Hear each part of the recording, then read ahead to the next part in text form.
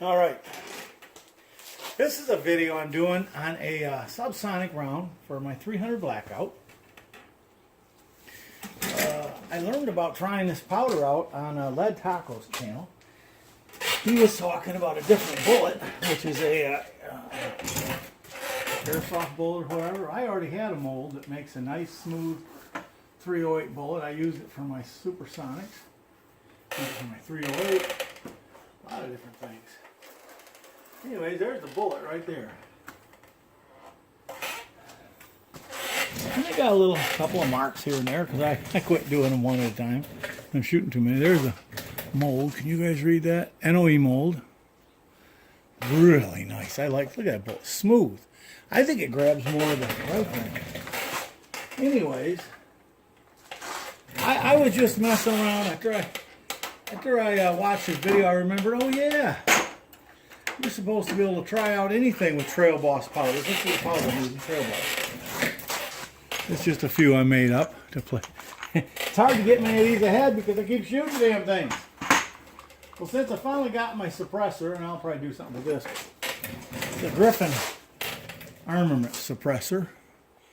Finally, the government decided I was good enough to have one. And this they call an Alpha. They've changed the name since. You'd have to look at it. But anyway, they still make it. They just make it under a different name. But it's nice. It comes apart. It's got baffles in it, which you can clean, which I did that because I like to shoot lead in case I get leading. I have not gotten any leading yet.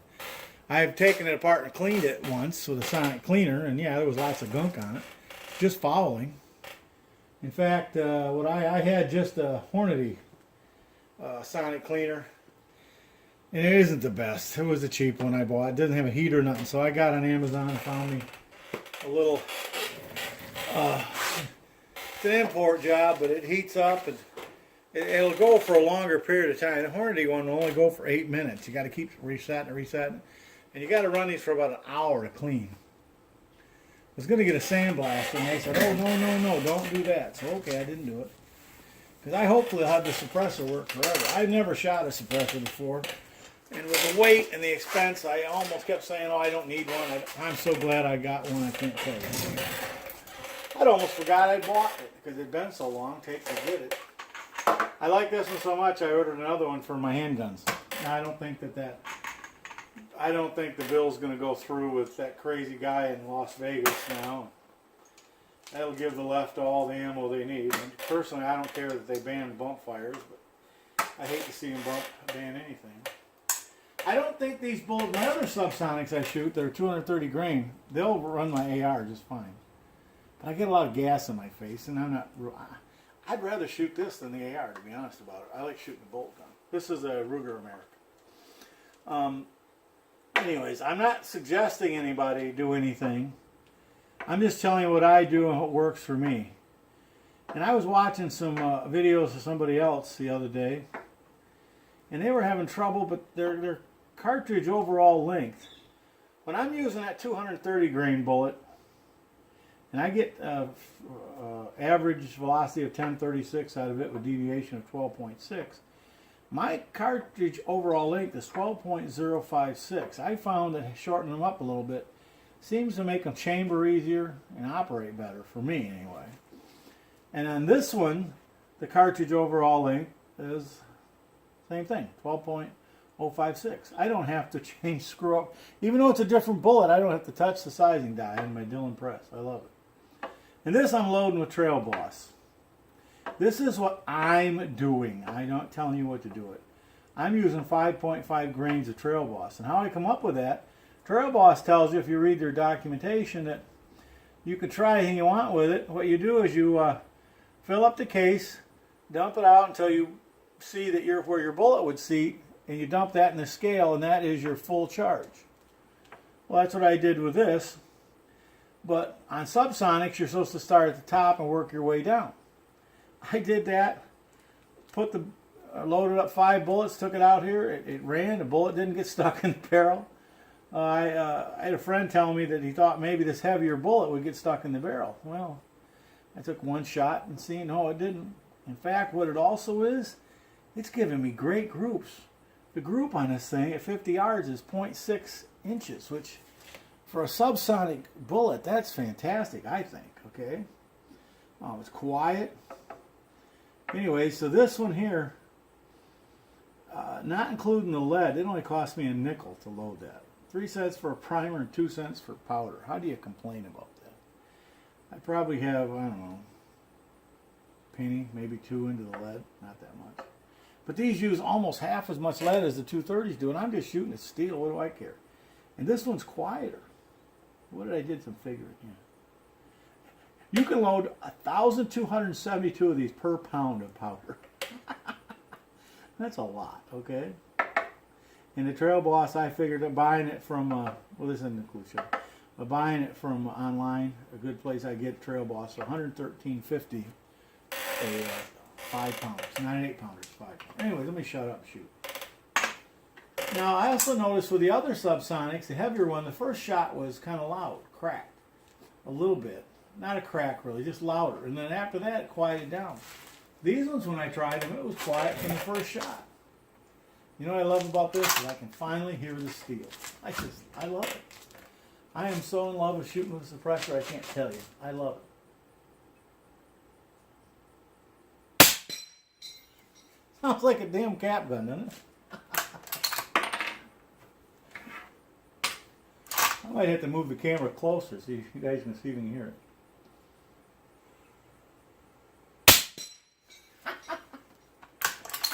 Oh God. I was out here yesterday, shot 50 rounds. I mean, the good thing these things are cheap and I can hand load them because I can burn up a lot of them.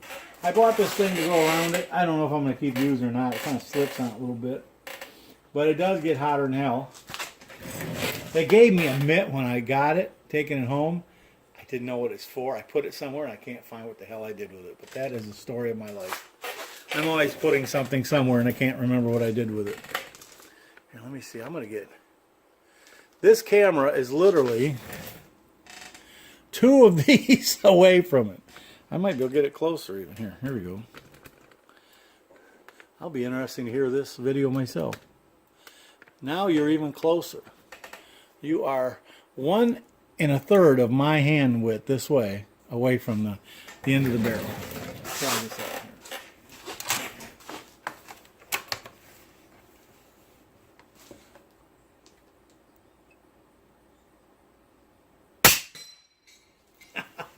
And I've hit the bullseye every time out there on that bullseye steel target I got. Now I'm shooting with the big one. It's a 4-inch bullseye. I'm going to shoot the little guy.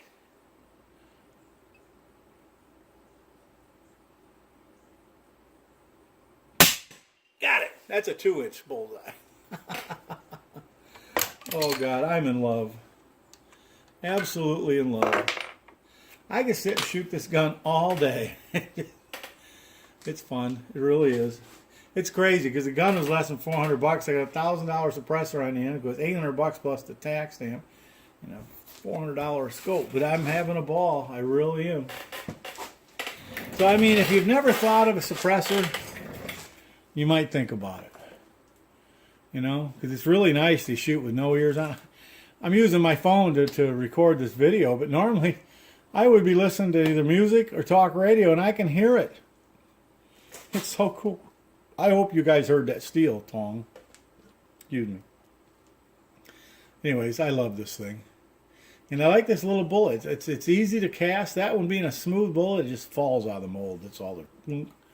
I casted 420 or 413 or something. I rarely count them, but I kind of out of it. And I only got 2 rejects out of that 400 or something. I still got to size them. But it's a ball. I processed... Well, you know, I got the Dillon 1500 trimmer, so I cut down 2,000 223 cases, all the same head stamp. And I got them trimmed and shapered and cleaned up the front ends, and then I resized them a second time in the RCBS AR dies. And once you do that, they chamber every time. Before we start, I learned that about on Elvis Ammo's channel. Before I did that, we used to have issues with the chambering. I mean, the Dillon trimming die is wonderful, but it's not a short base like that RCBS is. I have to use the Dillon die for the trimmer, so it's no big deal. It's one extra step, but I don't mind it. Not a hurry. It took me a week in my spare time to process 2,000 pieces of brass. Ain't that bad. And I know what I noticed shooting this.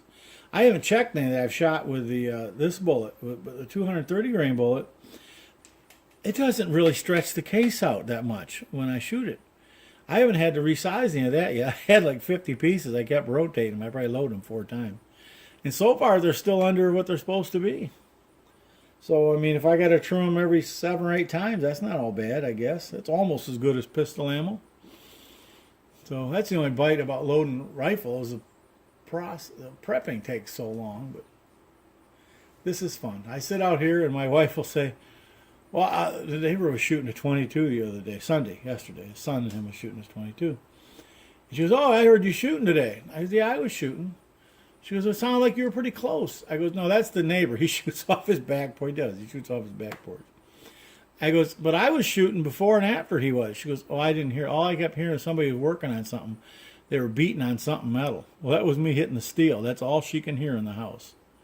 So my 70-some-year-old neighbor, I'm not bothering her no more. Which she never complained, but you know, the neighbor behind us complained to another neighbor, not to me. But now I can shoot all I want and I don't bother a soul. I love it. And I just got to load up more bullets. We can do that. So there we are.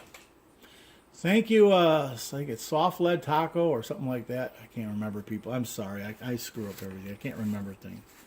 Particularly I get to doing a video, I get confused. But he's the one that got me the idea of using TrailBoss in here because it wasn't on the loading data when I looked it up, which you can use it for almost anything because it's such a big powder. It won't go through my Dillon powder dye very well. My powder drop, I measured it, and it'd be off a grain either way. And you tap and I'm watching the case come out, and the case is coming down, and the powder's still coming down. So I slowed down. That didn't matter. So you know what? I just have a RCBS auto loader. It's one of those digital scales. You punch in what you want. You push a button. It drops into a pan, and then you're ready to go. I'm measuring every charge, so I know it's right. Sometimes I have to trickle. Usually it comes out pretty good, so I don't mind. In about an hour last night, I loaded up 100, 150 of them, and I'll do some more later on tonight or something. So I'll get them built up. But this is a ball to shoot. I love it.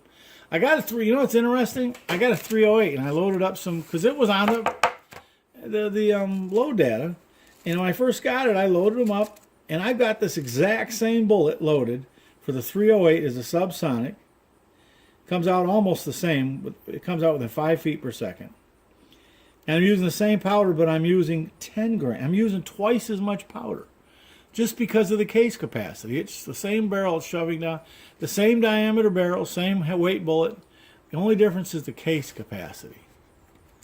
Isn't that interesting? So, you know, everybody complains about the case capacity on the 300 Blackout is just not enough. Well, in this case, that smaller case is helping me out. It's saving me 50% of my powder. Which I'll still get the 308 out here to shoot it a couple times. I shot it a couple times. It was accurate too. It was accurate right out of the box, you know? Or not box, you know what I mean, right out of the gate. Anyways, there we are. I hadn't put a video in a while on shooting. I just having a ball.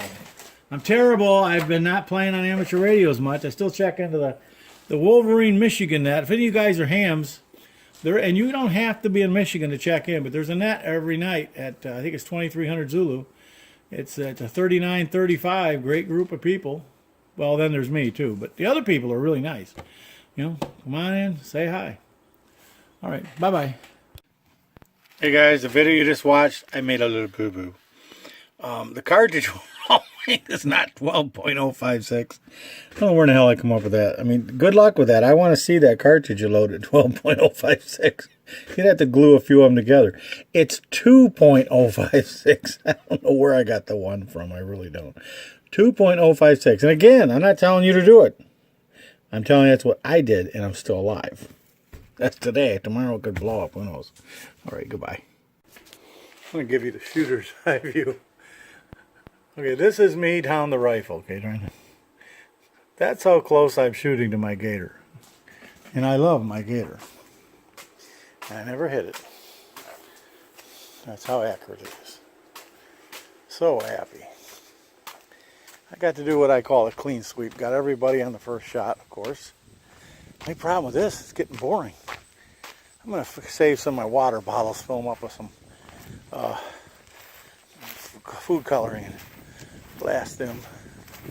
This one target, I don't know, Tony got was 223. I got to fix it again. It's all normal operating procedure. The chain on these getting there nailed. So this chain was hanging down straight, right? Did it hurt it? I took a whack at it.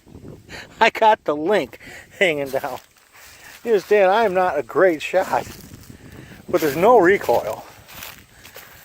So that is the most comfortable shooting gun I ever shot in my life like that. You know? I'll bet you my 22, I know my 22 kicks more than that does. It's like there's nothing. No, it's just a pleasant gun to shoot. I could shoot that all day. I probably put 50 rounds down target, range. You know, I'm a bad dog. Every one of those. That's why I didn't think through the scope. I did. See, if you hit that yellow with a bullet, it sticks out like a sore thumb. Didn't hit that yellow once. That's the big bullseye. And then there's my little friend. He gets picked on quite a bit. I didn't miss him once. There's him. That guy's a little high because I was aiming for center. This guy I missed once. You can see once. See it? Did you see all the hits where I didn't miss? One shot I know I missed because I shot into the dirt. Want to know what it sounded like. Want to know what it sounded like. I don't see any bullet fragments. I was hoping they were going slow enough I could pick up the bullet. Hey, here's a 230 grainer. Right there. See, that powder coat survives just fine.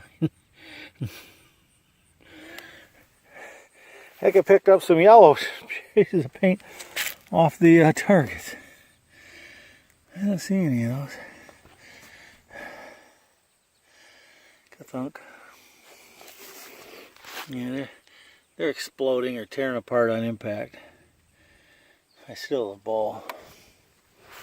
There's 230 grains right there I can reclaim. Isn't that great? We're supposed to recycle. That's what the libs want us to do. Can you see the rifling in there? Now I size my bullets. That's something I wanted to say. Because I was watching Johnny's reloading bench. I was watching. And he was sizing it. You know, it's a year-old video, so he might have changed by then. I don't know. But he was saying how he was sizing .309. I had a problem a long time ago with a lever action gun, a 44 mag. What was it? It wasn't a Henry. It was a, God, I wish it was a Henry. Can't think of it. It starts with M. Anyways, it had these micro grooves or whatever rifling in it. And I was getting leading like you couldn't believe. That's how I learned to slug, when I learned to slug a barrel. Anyways, there's my trench I put into. Took the vertical down over there. Gave that to my friend. Working on it. I got the plates built with the waterproof boxes. They're going to be a little bigger than that one. That little box is kind of hard to deal with. That's what I had at the time. And because that LMR 400 don't like to bend. I'll mount them on here. And then that's where the junction will be. Goes under the range. Had to have that deep. That's 18 inches deep, so it shouldn't get shot. And then another waterproof box goes over here where the connections will be. There's another wire antenna. Okay. Company's getting ready. There, I had to turn it back on. I'll have to hook them together. Anyways, these are Carolina Wyndhams. But they used to come in nice insulated wire. Well, they didn't. But that guy's getting ready to retire, so I would imagine he's using what he has. So I've got to measure that, get the right measurement, whack it, and I'm going to replace it with insulated wire. You ask Del, why do you want to use insulated wire? Insulated wire is quieter on the receive. This one was just here so I could paint it. There's another one of these tall poles going out there and going to hook on to where that brace is there. And this way when I tie off to it here, everything's high enough my granddaughter doesn't kill herself on a gator. And it's, you know, these things are just PVC pipe that I cut give them a paint job. And it does two things. A, it protects it, so you can weed whack your brains out on that and not cut the coax.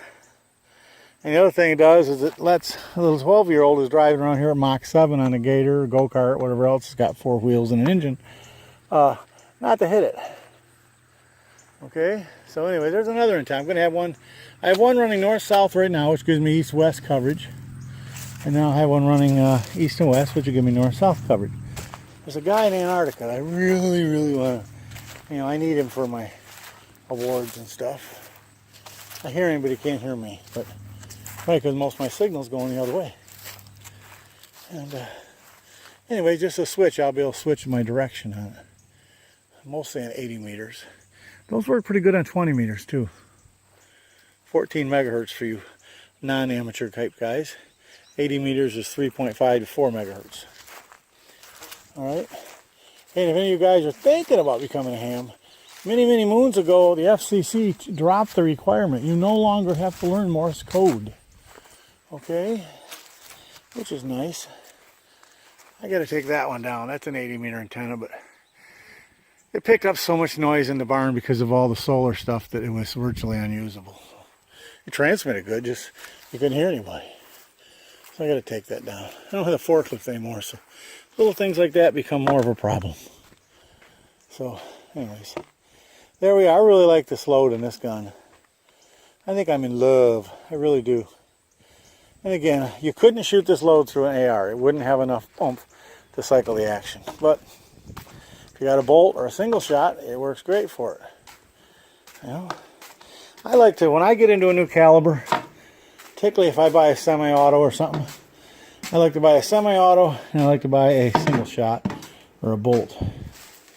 Like I got some bolts for a 357. I got one for 44 mag. I'm thinking about asking a locksmith if he could, or a gunsmith if he could thread that barrel for that 357 bolt action I got. I guess I'd just be producing something I already got. 158 grain bullet going down range. Subsonic, and what difference it make if it's 3.56 or 3.1? I don't know if it'd be worth all the effort, but since I did the trigger jobs in those guns, they're pretty accurate. We'll see. I'll leave them alone. They're beautiful stainless steel barrels. Now this, I noticed this powder doesn't get the suppressor that hot either. Okay. Well, the other powder, and that 1680, it lights it up. Of course, it's pushing a lot heavier bullet.